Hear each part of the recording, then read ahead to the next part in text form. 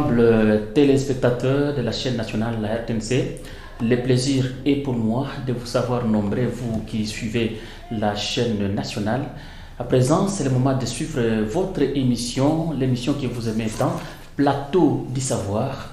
Plateau du Savoir, c'est l'émission de la chaîne nationale où aujourd'hui nous avons vraiment l'honneur de recevoir son Excellence ministre en charge de la fonction publique, travail, emploi et prévoyance sociale, Cyril Lupembwe Kilumba, que je m'en vais le recevoir parce qu'avec lui, nous allons parler de son ministère de la fonction publique. Alors, il va nous dire beaucoup plus par rapport à sa vision.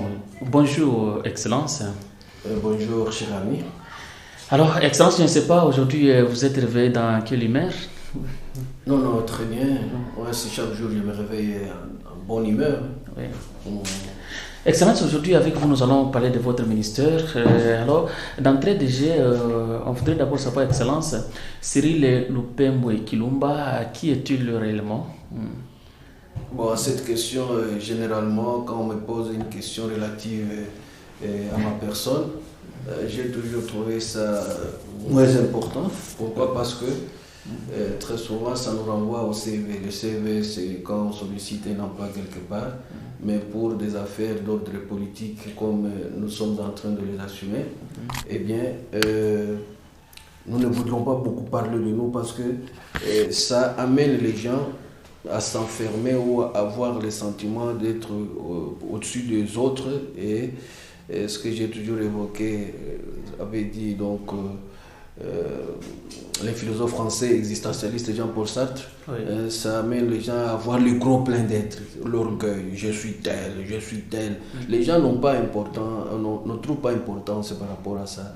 Il faut se mettre au travail. Donc pour le peu que je puisse dire, je suis député élu donc de la circonscription électorale de Boukama, sur la liste du regroupement politique AAB, c'est-à-dire Action Alternative pour le Bien-être et le Changement. Mais mon parti qui se trouve au sein de ce regroupement politique s'appelle ECT, c'est-à-dire Éveil de la conscience pour le travail. C'est le moins que je puisse dire sur ma personne. Le reste, vous pouvez faire les investigations. D'accord, merci beaucoup, Excellence. Et par rapport à ce ministère, Excellence, on peut savoir d'abord, parce qu'aujourd'hui c'est vous qui chapeautez le ministère de la fonction publique, travail, emploi et prévoyance sociale, on peut d'abord savoir l'état des lieux de ce ministère, Excellence. L'état des lieux, en fait, on évite aussi de beaucoup se plonger dans ça. On trouve le ministère tel qu'on l'a trouvé. Parce que dire l'état des lieux, c'est demander à ce qu'on fasse l'inventaire général de la situation. Qu'est-ce qu'il y a, qu'est-ce qu'il n'y a pas, dans quel état, tout ça, ce n'est pas important. Parce que chacun a sa part des choses. Et donc ici, nous devons, chacun, de par le passage à travers le ministère, faire ce qu'il peut faire, un petit plus à ce qu'il a pu trouver, qui a pu être réalisé par son prédécesseur. Je pense que c'est ce qui est important, c'est évoluer.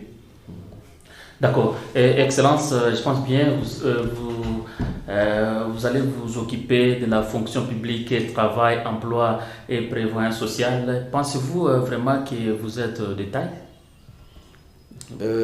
Vous savez, à cette question, il faut poser la question à celui-là qui a bien voulu placer confiance ou le dévolu en nous, en nous mettant dans ce gouvernement. Oui. Et donc, celui qui en connaît un peu plus, je pense que le choix n'a pas été hasardeux. On a estimé que nous étions aussi à même de pouvoir apporter une contribution donc, au sein de ce gouvernement pour que notre province puisse évoluer. Et donc, ce que nous voudrions, parce que nous sommes dans un système organisé et on travaille sur base des textes.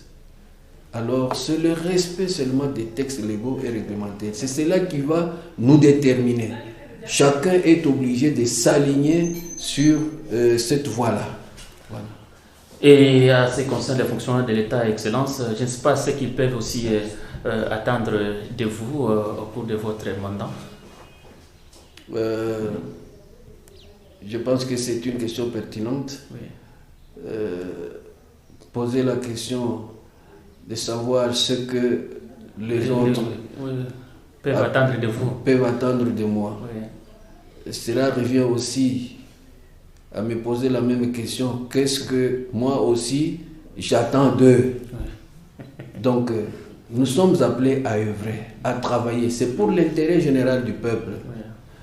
Que ce soit dans ces secteurs, que ce soit dans les autres secteurs où les uns et les autres peuvent se retrouver, mais chacun doit pouvoir donc travailler dans cet objectif-là, dans cette vision-là, de pouvoir apporter un changement palpable dans la façon d'évoluer par rapport donc à ce qu'on nous demande de faire. Donc, à nous tous, il y a toujours ce qu'on attend de nous. Il y a les attentes sociales.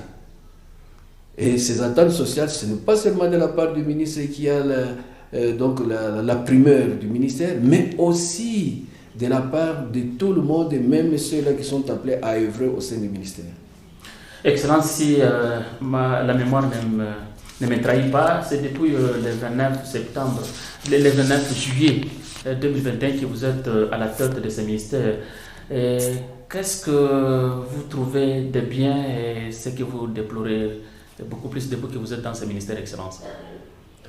C'est très tôt de pouvoir déjà donner des appréciations ou de déplorer. Oui. Je pense qu'il y a un thermomètre. Le thermomètre, c'est à travers toutes ces rencontres que j'ai dû organiser, c'est-à-dire des réunions de prise de contact. J'avais d'abord commencé avec les agents de mon cabinet, les agents d'appoint, œuvrant au sein du ministère, que j'ai la primeur de diriger. Et après ça, il y a eu réunion avec les chefs des divisions provinciales, tous les chefs des divisions provinciales, parce que ce sont des fonctionnaires de l'État.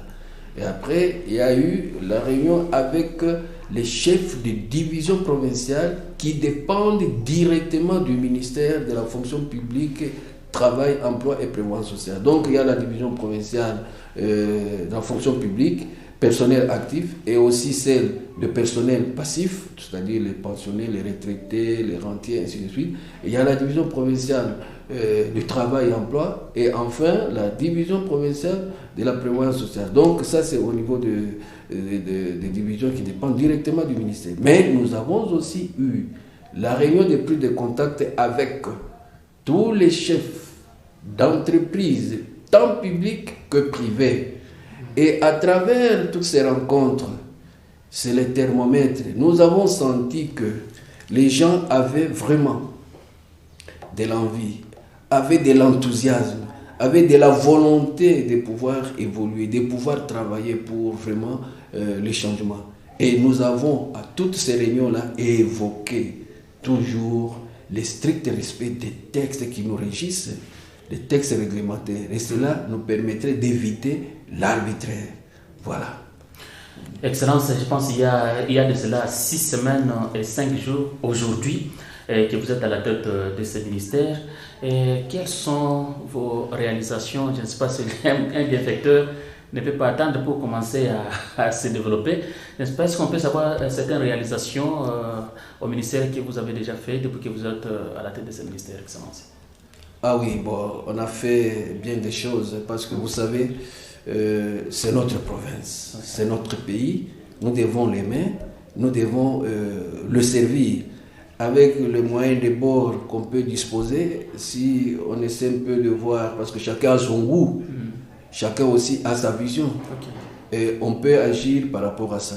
La chaise dans laquelle je suis placé, et même celle où tu es placé, c'est la personne devant vous qui a acheté ça. Oui. Donc, si je fais le total, c'est plus ou moins 4 millions de francs congolais, plus ou moins, sans exagération. Oui. Donc, il y a des tables, des bureaux, 3 tables de bureaux que j'ai dû acheter, dont l'une des types modernes, donc de fabrication chinoise. Il y a 4 portes avec serrure. Acheter. Il y a 2 chaises roulantes, notamment celle-ci et celle où vous êtes. Oui. Il y a 5 chaises plastiques.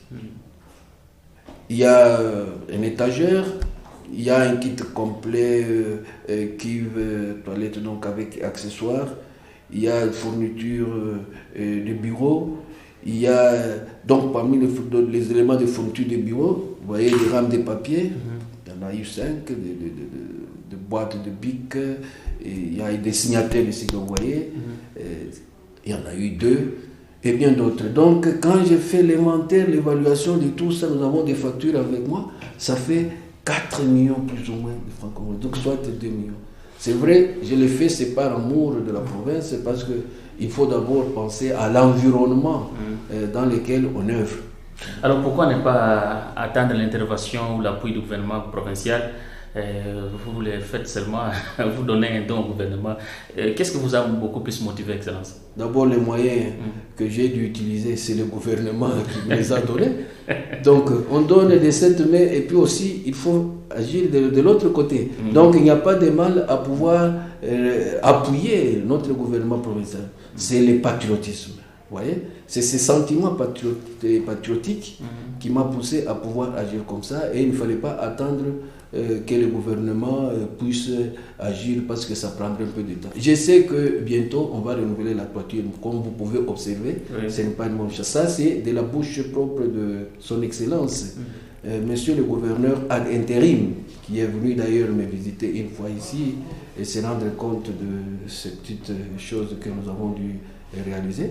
Mais comme on a fini de l'autre côté, il vient donc le gouvernement a aussi sa part des choses à faire. Mais moi, c'est le patriotisme, parce que le patriotisme, il faut le souligner, ce n'est pas seulement au niveau national. Le patriotisme doit être manifeste au niveau même local, provincial, et même dans votre propre village, dans votre propre groupement, dans votre propre chefferie ou secteur. Territoire, vous devez manifester. Quand vous avez à faire quelque chose, il faut le faire. Et là, on peut savoir aussi les projets que vous avez particulièrement pour redorer au moins l'image de ce ministère d'Excellence. Les projets. Parce que vous pouvez avoir une idée par rapport à ce que vous faites, Excellence. Bon, vous savez, nous n'évoluons pas en ordre dispersé.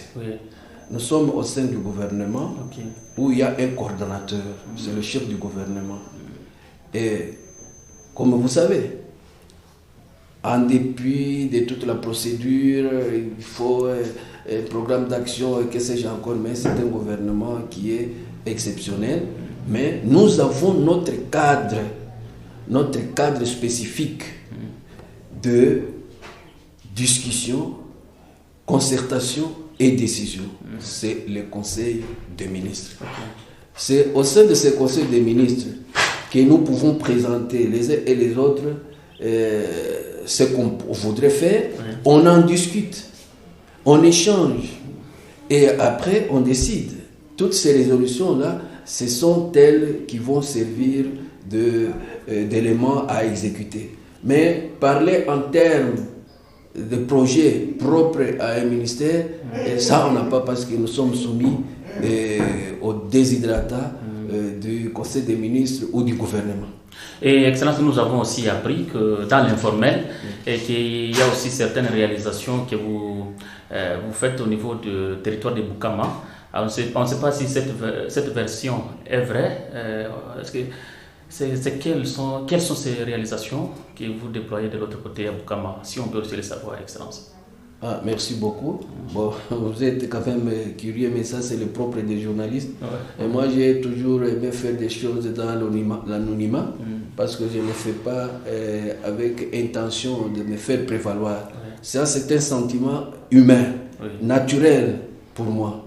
Bon, depuis 2019, j'ai réhabilité donc un émetteur radio FM à Katala, c'est dans la chefferie de Boutoumba. J'avais acheté du matériel qui m'avait coûté plus ou moins $2000, des panneaux solaires de 320 watts, les 4 batteries secs, un mixeur de qualité, donc les Mediamat, donc au niveau de la Belgique, des micros professionnels, des dictaphones et bien d'autres choses là. Et la radio opérationnelle? Elle est opérationnelle, même aujourd'hui où nous parlons, elle fonctionne. Avec le convertisseur, tout ce que vous voulez là. Parce qu'il faut l'énergie renouvelable, comme il n'y a pas de courant électrique, comme nous en avons ici.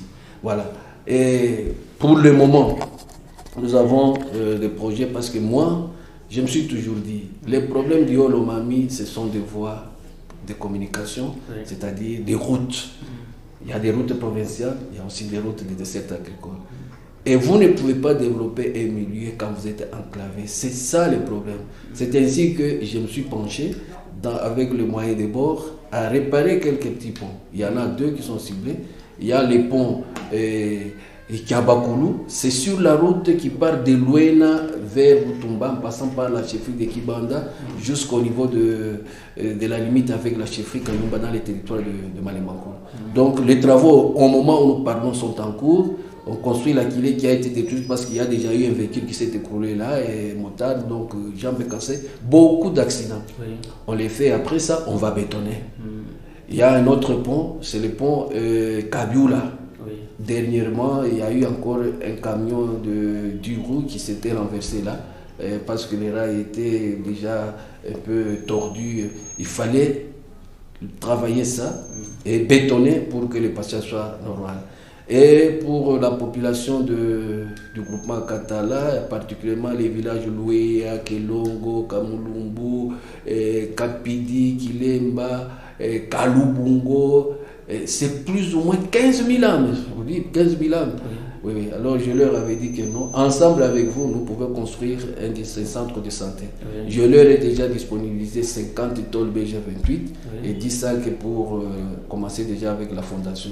Eux avaient mis déjà contribution avec des briques et cuites.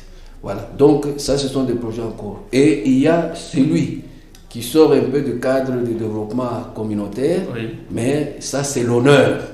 L'honneur que j'ai voulu faire à un grand politicien pour nous les Baloubakat. C'est Évariste Kimba. C'est un fils du territoire de Bukama, chef de Kibanda, village Saka. C'est sur la route vers Butumba. Alors tout le monde sait que c'est le tout premier ministre au niveau du gouvernement central. Alors il a été exécuté à l'époque de Mobutu dans des conditions que nul n'ignore. Et j'ai dit mais l'endroit là où on a fait une sorte de monument en sa mémoire ne répondait pas à son rang politique. J'ai dit bon, il faut construire quelque chose de vraiment d'attrayant et digne de son rang. Et les travaux sont déjà terminés. Et bientôt vous aurez les images. On a construit un truc là avec des faïences et tout ça. Et non, c'est beau. Donc c'est juste à côté de la route, mais sur la rive gauche de la rivière Fungwe. Il y a un pont là. Voilà des petits projets. Est-ce que c'est là qu'on l'avait enterré Non, on ne l'avait pas enterré là. Vous savez, les conditions dans lesquelles il a été tué ensemble avec ses amis, on ne pouvait pas céder les corps aux membres des familles. Donc c'était le gouvernement à l'époque du régime de Mobutu qui s'était occupé du reste. Et ce sont des gens qui ont été exécutés à l'endroit où aujourd'hui est érigé le stade de martyrs. Donc au début, ce sont les martyrs qu'on appelait les martyrs de la Pentecôte. Donc Kimba Évariste est un monsieur qui était très très intelligent, un politicien très fin, mais alors il fallait l'honorer comme ça. J'ai pensé comme ça. Vraiment, ça c'est quelque chose à encourager. Excellence, on a senti dans vous, vous vous intéressez beaucoup plus, vous êtes sensible aux doléances de la population. C'est quoi votre secret? Est-ce que derrière ça, il n'y a pas une idée politique, Excellence?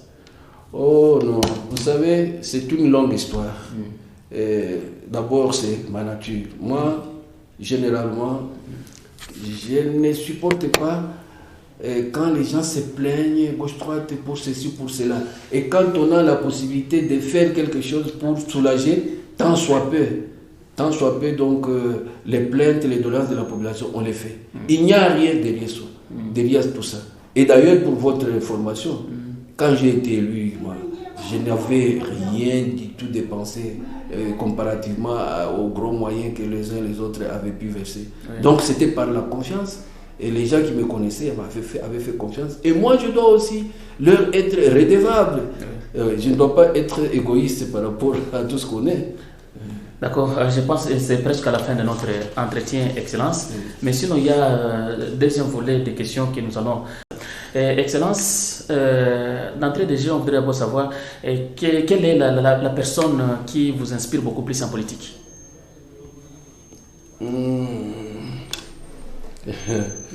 C'est très fort. Moi, les personnes qui m'inspirent en politique, ce sont ces personnes-là qui s'intéressent à la cause sociale, à la cause populaire. Tous ces politiciens-là. Oui. Moi, c'est ce qui m'intéresse. Mais j'aime pas une seule. Mais c'est la personne-là qui s'occupe du social, qui s'occupe donc des doléances du peuple. En tout cas, c'est ces politiciens-là qui m'intéressent. Et ce que vous déplorez en politique? Non, ce que je déplore en politique, c'est cet oubli. C'est l'oubli de savoir que quand on est là, c'est pour servir et non pour se servir. Sinon, si on n'est pas à même de pouvoir servir, ça ne sert à rien de faire la politique. Excellence, vous êtes chrétien de quelle église? Moi, j'ai été baptisé catholique quand je faisais mes études à Babo, mais j'ai commencé à être protestant. En bref, je suis chrétien. Les chrétiens, que vous soyez catholiques et protestants, c'est lui qui suit la voie de Jésus-Christ. En tout cas, c'est ce qui m'intéresse parce que Jésus-Christ, c'est l'amour. Excellence, quel est le comportement que vous déplorez beaucoup plus, ce que vous n'aimez pas? Moi, ce que je n'aime pas, la corruption, je n'aime pas. La mégestion, je n'aime pas. Et je n'aime pas les antivaleurs. Donc, et même pour que nous puissions évoluer, il faut que nous soyons partisans des valeurs, des qualités. Excellence, on peut aussi savoir qui a fait de ce que vous êtes aujourd'hui? C'est Dieu. Écoutez, c'est Dieu. Et Excellence, c'est la personne qui vous gardez de bons souvenirs dans votre vie, on peut le savoir? C'est Laurent Désiré Kabila. J'aime beaucoup ces soldats du peuple. Ça, franchement, je vous l'ai dit. Et vous avez aussi la personne qui vous gardez de mauvais souvenirs? Bon, là, je ne voudrais pas beaucoup plus me prononcer. Moi, tous ceux-là qui se me conduisent mal, qui détruisent, qui ne traitent pas les autres dignement, ce sont des gens qui ne sont pas en tout cas dans mon esprit. Et Excellence, je ne sais pas, vous préférez quel sport? Moi, j'ai fait beaucoup de foot et beaucoup de sport. Le football, j'aime beaucoup, mais j'ai fait aussi un peu d'autres sports, notamment là-bas. Parce que vous savez, à l'internat, il y a tout. Un peu de basket, de volleyball, de ping-pong, boxe, un peu de karaté, tout ça. Mais le football, là, j'ai beaucoup joué. Et l'équipe qui vous intéresse? Moi, je suis mazembien. Ok, parmi les... C'est depuis le bas âge, moi, je suis de Mazembe. D'accord. Est-ce que vous aimez la musique, Excellence? Beaucoup. Zaiko Langalanga. Ah bon? Oui, laquelle de ces musiques que vous préférez? Non, parce que c'est Zaiko Langalanga, c'est presque vraiment... c'est toute la musique. Vraiment? Oui. C'est toute la musique. Et Excellence, vous avez une couleur que vous préférez? Moi, j'aime les couleurs sombres. J'aime les couleurs sombres, mais un peu par moment, couleurs blanches et tout ça. Mais des couleurs telles que rouge, qui frappent beaucoup aux yeux, je n'aime pas. D'accord. Et la nourriture que vous préférez? La nourriture de préférence? J'aime beaucoup les légumes. Mais je suis du point où on consomme trop de viande, de poisson, mais j'aime beaucoup les légumes. Et votre rêve pour terminer, Excellence? Mon rêve, c'est de voir un jour notre province vraiment avancer et être au top comme toutes les autres provinces. Contrairement à ce que les gens disent, nous sommes potentiellement riches. C'est comme les anciens disent, Ngeni Ibupeta. Donc c'est l'intelligence. Quand vous utilisez l'intelligence au maximum, vous allez évoluer et vous serez au top. Excellence, là je pense qu'on a fini avec vous. Je ne sais pas si vous avez les tout derniers mots ou les tout derniers messages que vous pouvez lancer à tous les fonctionnaires de l'État et même à l'autorité provinciale. Bon, à l'autorité provinciale, d'abord, il faut commencer par là, c'est le soutien, parce que nous sommes derrière lui et nous voyons que c'est quelqu'un qui a une bonne vision et qu'il faudrait soutenir dans sa vision pour qu'on puisse un peu avancer. Mais aux fonctionnaires de l'État, tout comme à tous les travailleurs d'une manière générale, il faut travailler, il faut prester dans le respect des textes. Ce qui ne fait pas avancer notre pays ou notre province, c'est le manque de respect quant aux textes légaux et réglementaires qui nous régissent. On ne les respecte pas. Quand on ne respecte pas, c'est alors qu'on patauge. C'est pourquoi on patauge. Voilà, merci beaucoup, Excellence, de tout le temps que vous accordez à la chaîne nationale. C'est à vous que je remercie pour l'appel et je vous encourage de continuer. C'est une bonne chose. Merci beaucoup. D'accord. Aimables téléspectateurs de la chaîne nationale, la RTNC, nous sommes arrivés au terme de notre entretien avec son Excellence ministre en charge de la fonction publique, travail, emploi et prévention sociale, Cyril Lupembwe Kilumba. Merci beaucoup au gouverneur intérim du Haut-Lomami par rapport à tous ces efforts qu'il est en train de déployer dans notre milieu. Merci à tout le monde qui est derrière les gouverneurs. Merci à vous qui suivez la chaîne nationale. Moi, c'est Shindano Kachiokoremi et nous sommes bien coordonnés par Moïse Tibam à Kongal, la programmation de M. Dikar Kyungu. De l'autre côté de la caméra, c'est M. Patrick Nkoulo. D'ici là, portez-vous bien.